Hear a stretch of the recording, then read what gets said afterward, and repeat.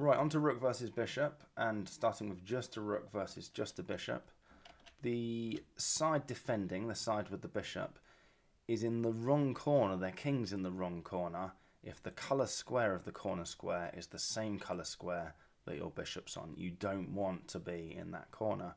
So sadly for black in this position, the white rook has already got the black king trapped in the wrong corner, or the dangerous corner, Dvoretsky calls it, and black's had it. So all white needs to do here is to basically hunt the black bishop out from the shadow of the white king.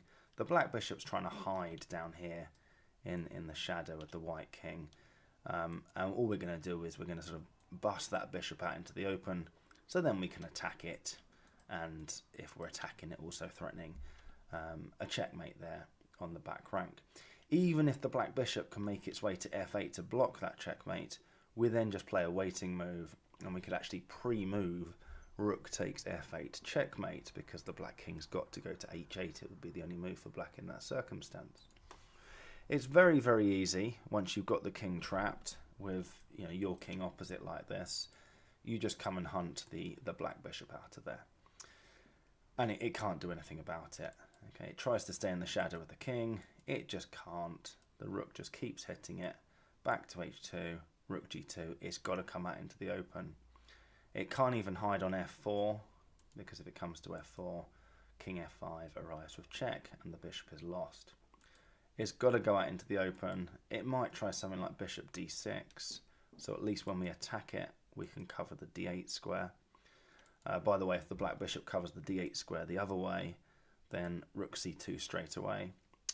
Just for completeness, let's see that waiting move I was talking about. Any rook move along the back rank, and next move is going to be rook takes f8 checkmate. King h8 is the only move. So not bishop c7, not that it makes a huge difference. Bishop to e7, and then we just shift the rook. Rook c2, rook a2. I mean, rook b2 is still winning, but we're sort of going around in circles a little bit because black could guard b8, and we sort of have to repeat. So it's a pretty simple procedure if the side with the bishop, if their king is in what's called the wrong corner, the same colour square as the colour square of the bishop. Let's see some games straight away. This is a game from 2009. It's white to play. And you'll notice that white's got an extra pawn. And, does that change the situation? Well, yeah, sometimes you might have to use your extra pawn if you can't get the defending side's king trapped in the wrong corner. But just like with all the endgame work, once you've got good knowledge of the fundamentals, you can then use that to take a more complicated situation and transpose into a winning version of that simpler situation. That's what the player with the white pieces did in this 2009 game. They saw that the black king was in the wrong corner, got it trapped in that wrong corner, and then were just quite happy to give up that h-pawn, knowing they were going into a winning version of rook versus bishop. White's got loads of winning moves here, but rook f6 is perfectly fine. Black just waited, covering the h6 square with bishop c1, and white just pushed the h-pawn. If the king connects with that h-pawn, it's going to be even easier for white, so black took it. King into h5, attack the bishop. Bishop drop back, rook f7 check, king g8, king g6. The black king's in the wrong corner. It's over. I mean, I'll go through the rest of the moves, but it's pretty much a demonstration of the textbook win that we just saw. The bishop tried to hide in the shadow of the white king, and the white rook just busted it out in exactly the same way. Well, rook a2 instead of rook c2, I think it was before. In this 1987 game, white to play, player with the white pieces did the same thing. We've got an extra pawn on g7, but the simplest way to win this was just to notice the black king is in the wrong corner. White played rook f7, black played a waiting move, and then white just simply queens the pawn. Just get it out the way, king into g6. It's a very simple version of the winning version of rook versus bishop. The black king is in the wrong corner. Bishop g3, rook to f3, just come and hunt that black bishop out the shadows. It came out the shadows quite quickly, sort of voluntarily. Rook d3, bishop e7. White now went round in circles. I mean, the very simple rook c3 would just win it there. Not completely clear why white didn't play rook c3.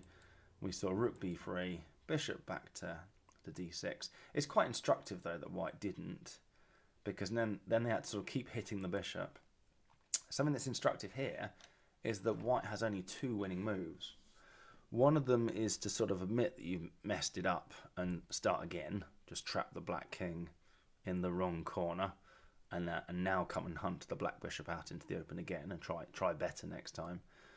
The other way where you don't throw away the win is to come down to b3 and hit the black bishop. But you'll probably end up doing the same sort of thing. You just have to still come and, I can see rook b3, bishop h2, rook h3, something like that. But the point is, any other move, you'll let the black king out of the wrong corner. So white played rook f6. We saw bishop h4, hit the bishop, keep hitting the bishop. There it is, out of the shadow of the white king. And this time, rather than mess around going around in circles, this time white can't go around in circles because they'd drop their rook if they played rook b4. Rook c4 is fine, isn't it? Rook a4 is fine, and white chose rook a4. So yeah, that was that game from 1987, and let me just sort of quickly remind you of the starting position at the game from 2009. They both used the fact that if the black king's in the wrong corner, it's a very simple win, as long as that black king is trapped in that wrong corner, and we can just use that fact to our advantage and get rid of the pawn. We don't need to use the pawn. Now this is probably the most difficult one to understand on this entire video, although I don't think anything on this video is particularly hard, but this is the trickiest one, I reckon, to understand, especially from the point of view of the defending side. It appears in the Jesus de la Villa 100 Endgames workbook, and the question is, can black take that pawn on a6 and then still sort of escape from the wrong corner in time? And for me, it was a non-question, because, I mean, I was looking at it and I was thinking, well, if you don't take that pawn on a6, the white king comes to a5 and it's completely lost. There's just nothing to talk about. So if I was playing this in a game, I would definitely play bishop takes a6 and then just see what I could do next move.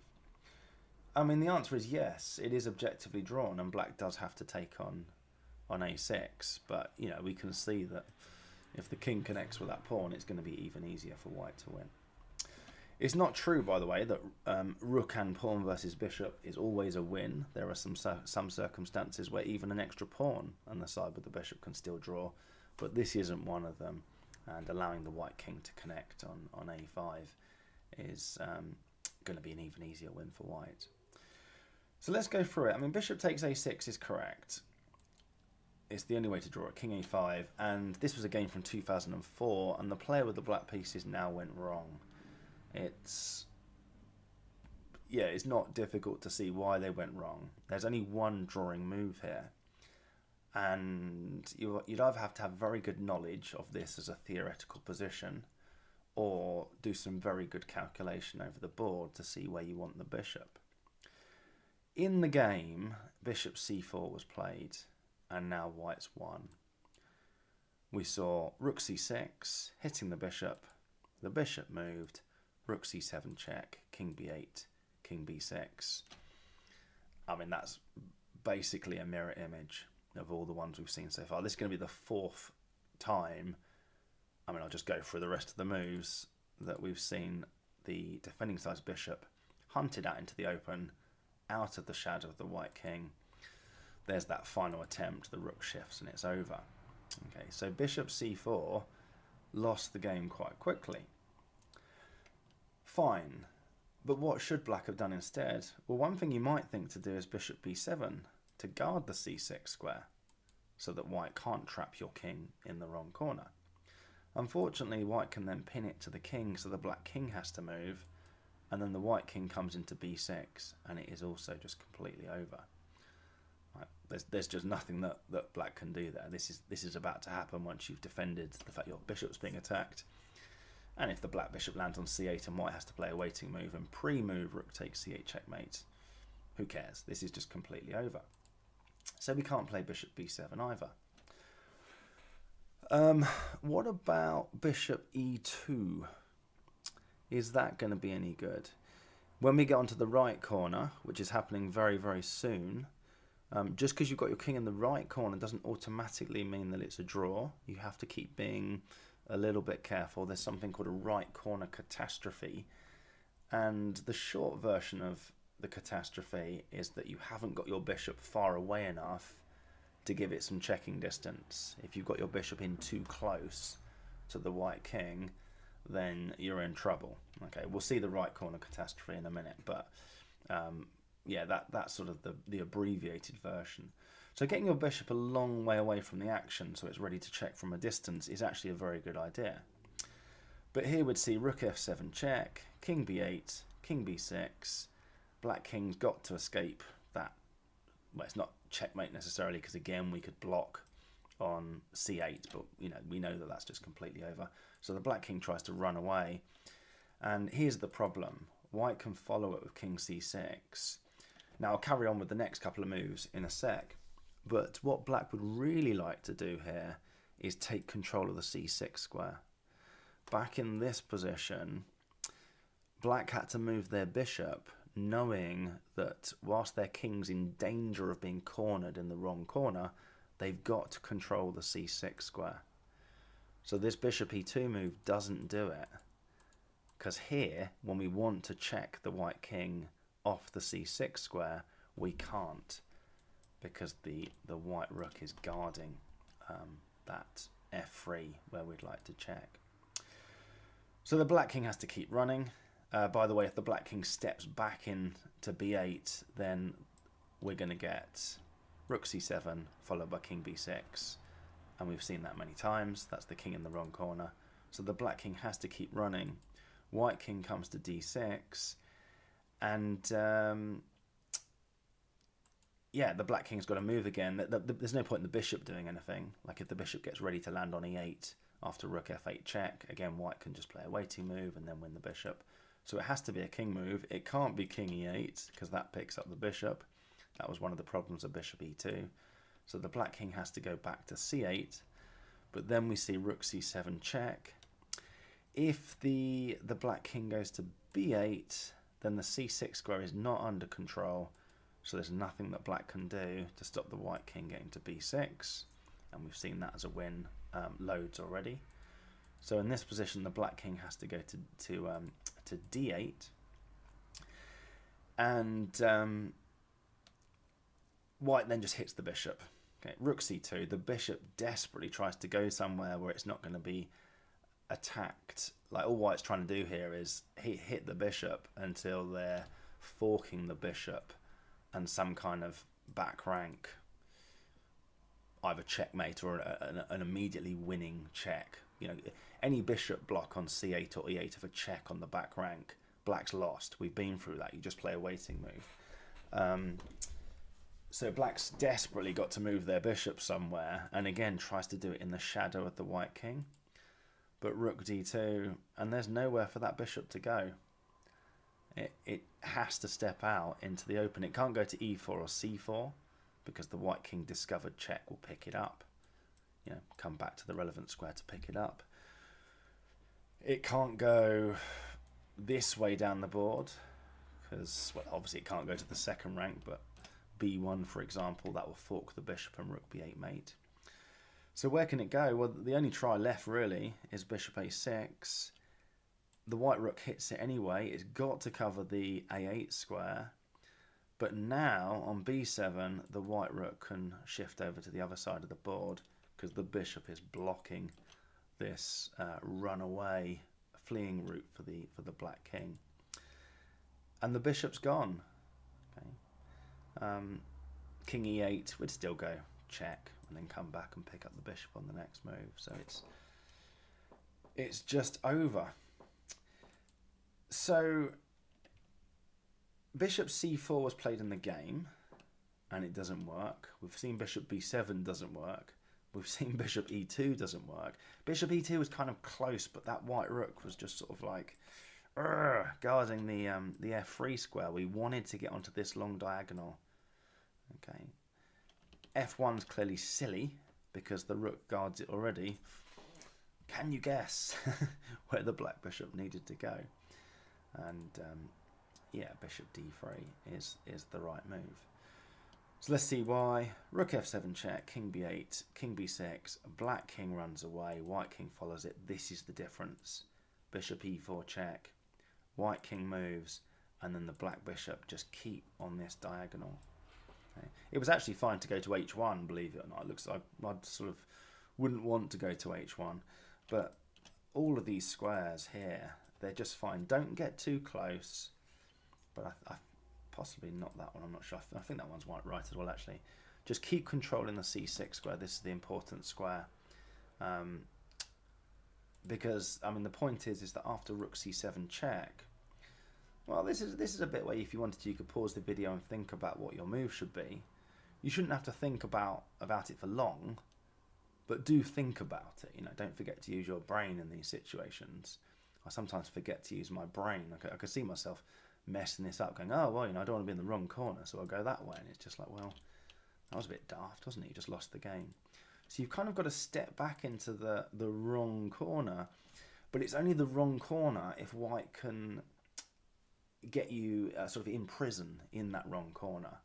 So yeah, sure, the black rook, the white rook is cutting you off from escaping, but this is only any good if your king's on b6. And because we're controlling the c6 square with our bishop, there's no way for the white king to get across. Obviously can't go king c5, that drops the rook. So the rook has to move if the white king comes to b6, but then the black king's not trapped in the wrong corner. I think this was the most difficult one. As with all of these sorts of theoretical draws, like rook versus knight, rook versus bishop, and what's just another one off the top of my head, rook and bishop versus rook, depending on the setup.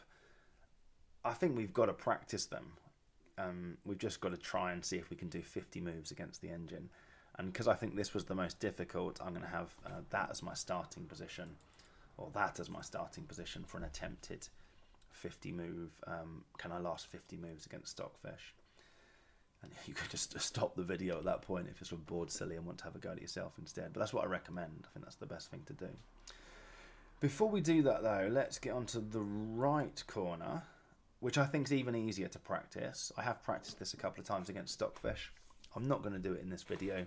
I'm going to do the slightly harder one, the one I just talked about, where I'm sort of in the wrong corner or in danger of getting imprisoned in the wrong corner already. This one's a lot easier. This is the diagonal you want your bishop on. The reason this is much harder for the attacking side is that, well, let's just see it. After rook a8 check, bishop g8, white can't play a waiting move because it's stalemate. Okay, there is no i8 square for the black king to move to. So the white rook or king has to let either the bishop or the king out. That's the difference. So you want to be on that diagonal, and you probably could just learn that that's the square you don't want to go to. Okay, all these squares are fine. The rook can only cover 2 of those at any given time. Your bishop might be on one of those 4 squares, but if the rook can only cover 2 of the others, you move to the other. Never go to that one. Just never go to it, and you will avoid what's called the right corner catastrophe. And I've got some examples from master level games that Jesus de la Villa gives in his workbook of the right corner catastrophe.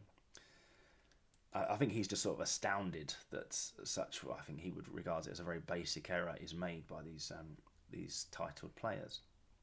I think probably I am too, thinking about it. Anyway, yeah, rook a8 check, bishop back to g8, and okay, the white king could let the black king out. Check. You could block with the bishop here, but why bother? Okay. I've read somewhere, I can't remember where, and I can't find the endgame book where I read it, so maybe I'm just making it up, just dreamt it and making it up. But the right corner is such a sort of safe place for the king to go that you could actually, if you get a rook versus bishop, if you think of all the ways that could end up in a game of chess, it's unlikely. Is it unlikely? I don't know if it's unlikely or not. But it's not necessarily going to be in the corner already. It's, you know, you might just sort of be in the middle of the board somewhere. But it's fine just to make a beeline for the right corner. So in this situation here, you just go back in the corner. King g6, bishop out. Just don't put it on the e6 square. Rook a3, and this is what I was talking about. The rook's guarding those two squares, so we'll go to d5. The white rook might try and get you out with this rook h3 check. King g8. Now this is quite important why you wanted checking distance. I mean, here it's a really bad move, but one trick that white can try is to check you onto the g8 square and then attack your bishop, threatening this checkmate as well. But it's never going to work because you can always chuck in this check before then moving your bishop somewhere else. I mean, here it's ridiculous because the rook and the bishop get forked. The rook and the king, sorry, get forked. But yeah, that's the idea. You always want to be able to check, and that's why the e6 square would be a complete disaster. So we might see rook e3, and the king just goes back to h8. Okay. By the way, I'm not sure how it would happen here particularly, but you've got to be sort of mentally ready to transpose. I think white can force it. I'm not, I can't remember off the top of my head, but as long as we're mentally ready to transpose, here our direction of travel, if you like, is this way, so that the 8th rank is the back rank, which means we want our bishop on this diagonal. Okay, using any of these 4 squares, don't go to this one. But I'm sure with a bit of messing around, a bit of manoeuvring, the white king, probably if you do the check idea and come back and hit the bishop, it has to do a check and the king goes to f7 or something. We can make it so that the direction of travel was this way, and the H file becomes the back rank. So we've got to be sort of mentally ready to transpose into that situation. So then this would be the diagonal. Any of these 4 squares are okay. Don't go to that one. You know, as long as you can picture that a chessboard has all this symmetry about it once the pawns have gone, then, you know, we're fine. My feeling on that is that we can all do it very easily with things like king and queen checkmates, but when it comes to other stuff that we're less familiar with, for some reason we don't find it as easy. So I guess that's why, you know, practice this against Stockfish. Maybe Stockfish will trick you so that the direction of travel is so that the H file is now the back rank rather than the 8th rank. You know, I know I've practiced knight and bishop checkmates against you know, chess friends from the Belper Club who've got a bit confused when the direction of travel is different to how they've practiced that knight and bishop checkmate. So yeah, that's why we just keep practicing these things. Anyway, that was if the king stepped back to g5, and we might see rook a7, just come back with a bishop. There's just no way for white to make progress. We don't have to, by the way, but there's nothing wrong with bishop c2 check there if we wanted to, but we don't have to. Okay, just keep the bishop anywhere on this diagonal on one of these 4 squares. Don't go to that one and you're fine. Okay, if you go to that one, it's a right corner catastrophe. And let's see it. Bishop e6. What white could then do is go check, king g8, rook back to e7. That's a very simple version of the right corner catastrophe.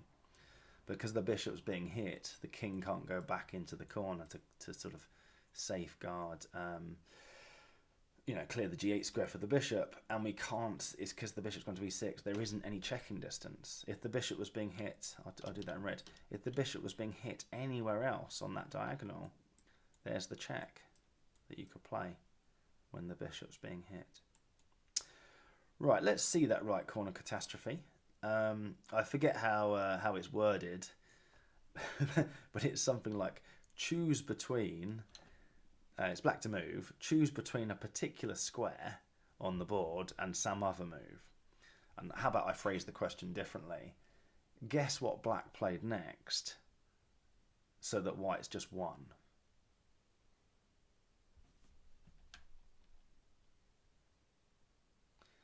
Bishop's being hit. White's not threatening a checkmate straight away because the king isn't opposite yet. So you've still got an extra move with black. You've got to move the bishop somewhere. The problem you've got is you want it, anticipating that the king's going to go back into the corner, and this is your diagonal. These are the 4 OK squares. That's the one that you don't want to go to. And that is the one that the player with the black pieces went to, bishop f5, back in this 1962 game. White king went to f7. What's the problem, you might think? We just put our king on h8, and we've cleared the h7 square. Well, the problem is we'd see check, king h7, rook g5. And that really is just a complete transposition to what we saw a second ago, except for the symmetry thing that I've just been talking about. If instead of king h8, black tried king h6, then it's still bad news, because we can go king f6, and now we're hitting the bishop, so it has to move. It's guarding the h3 square for now, but it's got to go somewhere, and then it's going to get hit with checkmate threats. It's going to be pretty similar to what we saw earlier. I think we had a rook down on d2 attacking a bishop on d3, and it went off to a6, didn't it, or something. Hit the bishop. Where's it going to go? Well, that's bad news, isn't it? There's just nowhere for it to go. I'm trying to see where it's got to guard the h3 square. I suppose bishop g4 could have been tried, could it there? Bishop g4, and then we can just shift the rook. Oh yes, okay, so on g4 it's blocking the king's route out of there, so yeah, very, very bad news. Right, next. This is from 2009, this game. It's black to play. Again, it was given in the workbook as choose between 2 particular moves. This is exactly the same position, really.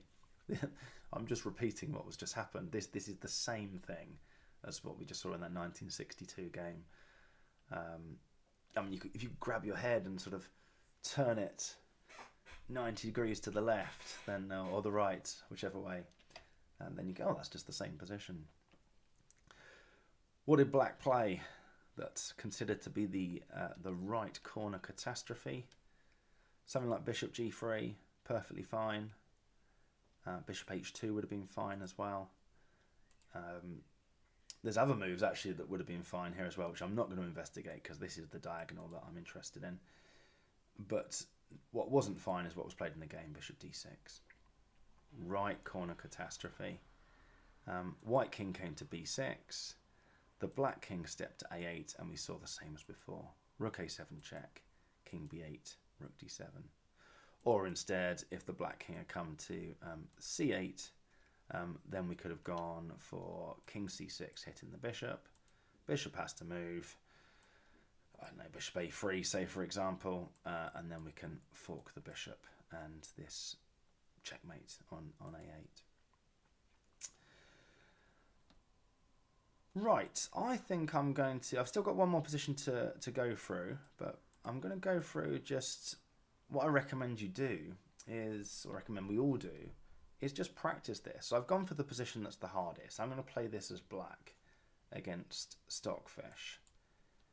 And, well, yeah, I'll see how it goes. So we know that we can take this pawn and get out. I guess I'm cheating a little bit because the king is going to come into a5. I know that this is what was played in the game back in whatever year it was, I've forgotten. This is no good because we can't get to f3 in a minute. We know, so we're cheating a little bit. We know in advance that bishop d3 is the move. And the idea is that after rook f7 check, which hasn't been played, then in a minute that bishop can step to the to this long diagonal. Now we're in danger of being put into the wrong corner there, but it's all about the c6 square. I think I'm right in saying that bishop e4 straight away, just get on that diagonal straight away and we will be fine. But I'm also thinking that it's just fine to stay in control of b5 for now. I reckon we're okay here with lots of different moves, but I'm going to go for this one, bishop e4, and I'm just going to keep controlling the c6 square. Just going to keep doing it. I think it's a very important square to control, and this should then just be a draw. that's good news. It's good news when the engine starts going back and forth. This is extremely good news.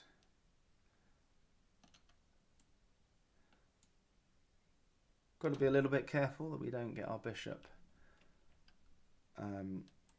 hit with white having a threat of something else. But I think as long as we're controlling the c6 square, there's just no way for white to make progress. I mean, he can come into b6 here with the king. I think we're going to go king c8. Trying to trick us a little bit. I think we're still okay to go king c8. I can't see a problem with that. I mean, what would be really instructive here is if we somehow get to the right corner, and then I get to practice that as well. Got to be a little bit careful here. I'm just a little bit worried if I king too far this way, I'm going to end up with rook e7 doing something nasty. King d8, king d6. Can we see a problem with that? I might see a problem with that, you know.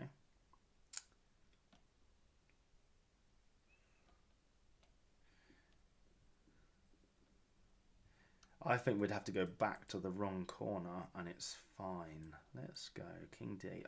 I'm anticipating king d6 here. I think we have to go back to the wrong corner. I think, well, in fact, we definitely do, don't we? Because of rook e7 check.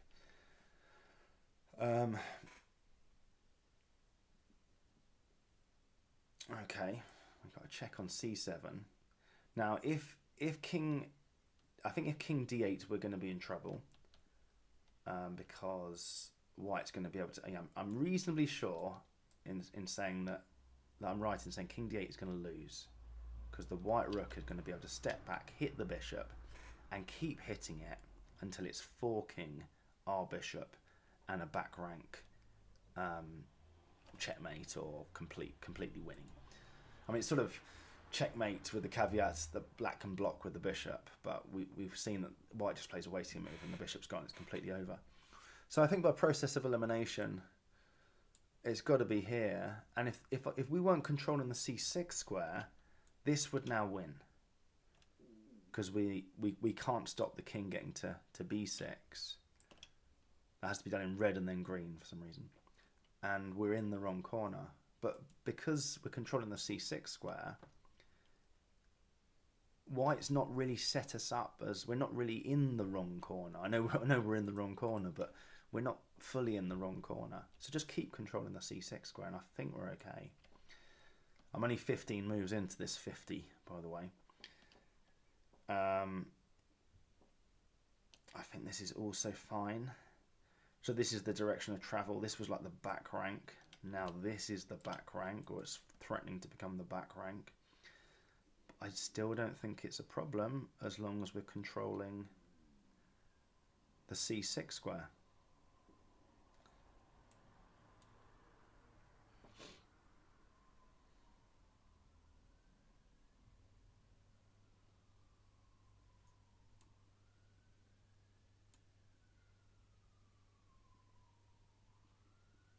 Yeah, white wants their king on b6. And I'm not going to let them put their king on b6 whilst the rook is on c7.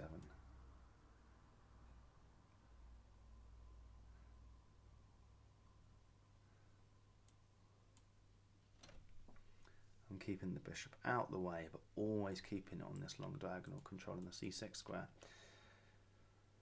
And hopefully that this is starting to look easier than we might have thought at first. A little bit nervous getting it close to the king like that, but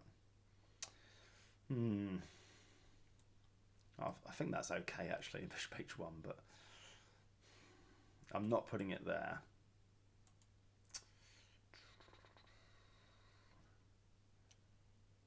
I can't see there's a problem with bishop h1, I really can't. So I was a bit nervous about putting your bishop in the corner, but I think it's okay. Where should we go there? King b8, a7, sorry. We were already on b8, weren't we? Keep controlling the c6 square.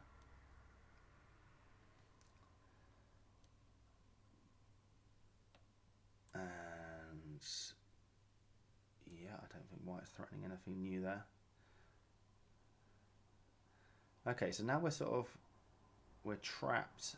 If that was the back rank, we're sort of trapped in the corner.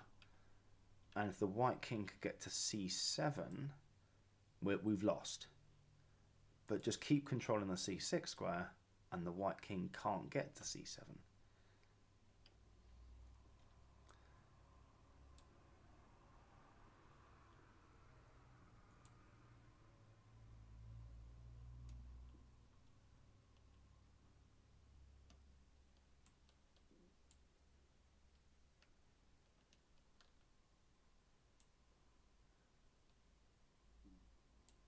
Stockfish trying a few things here to trick us. Oh, that's new. That's different. Now what do we do? I think the bishop's okay here. Got 17 moves to go, or 16 moves to go now.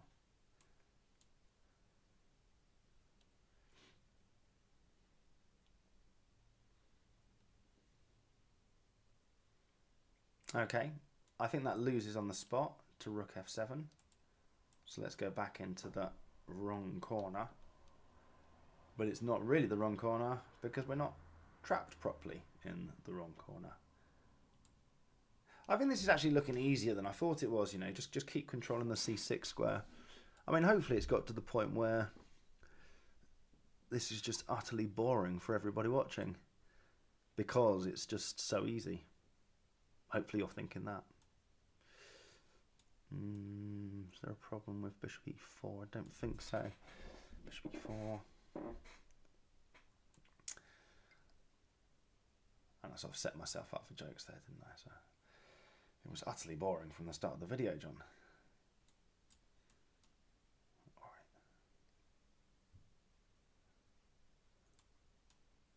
There is one actually quite interesting thing left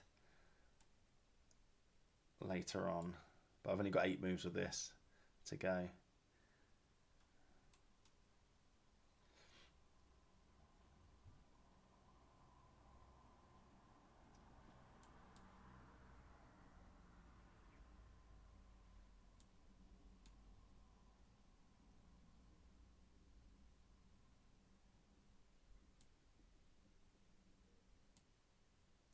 The other position I recommend practicing is the right corner.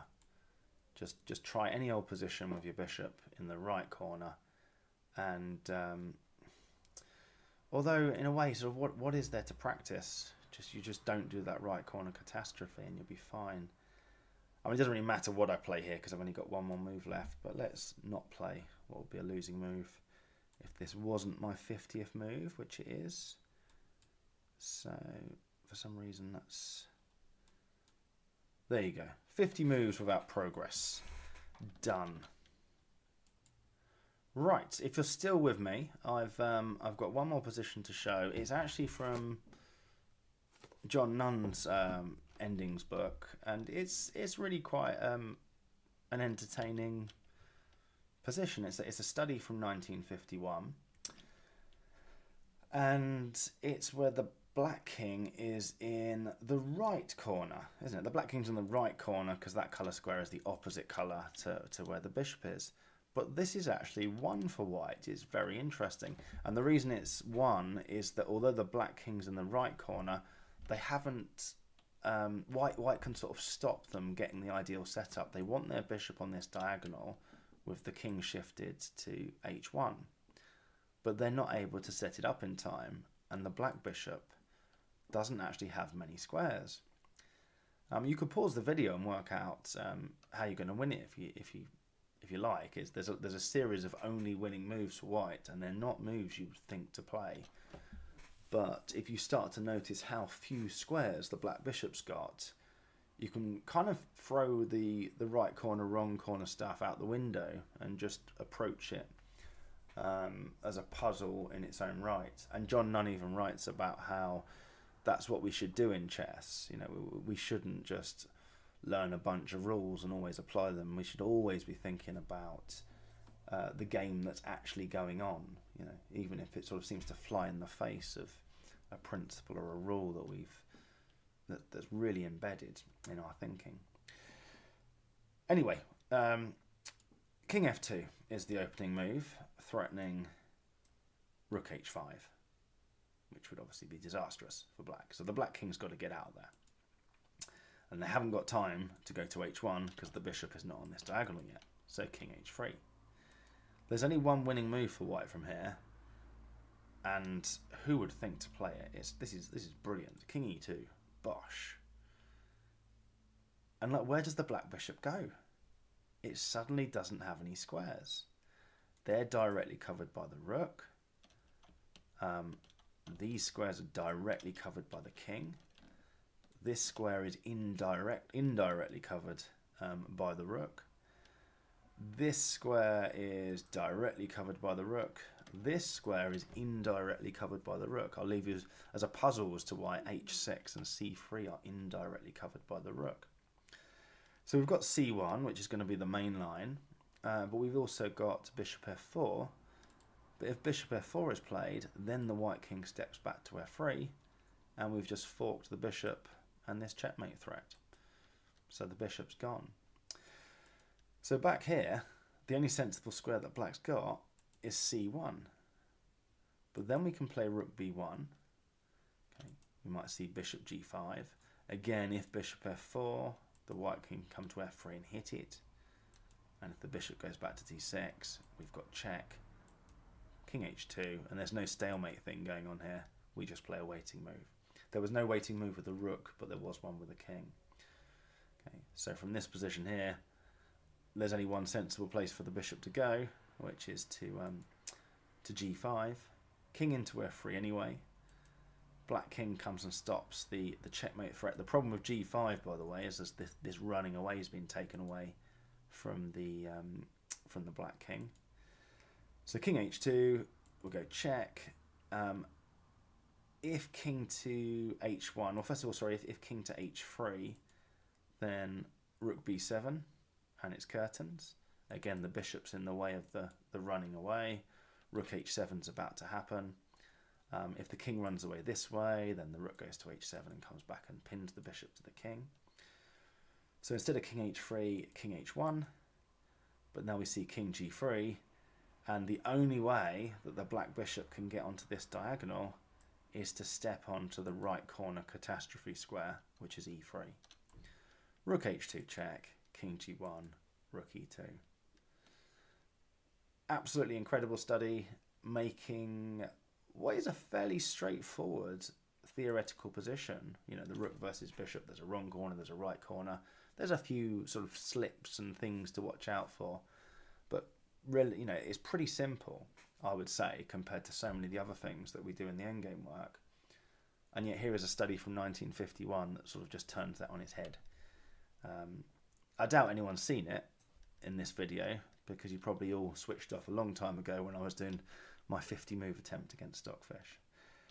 But for anyone who's lasted all this time, I hope you found that useful.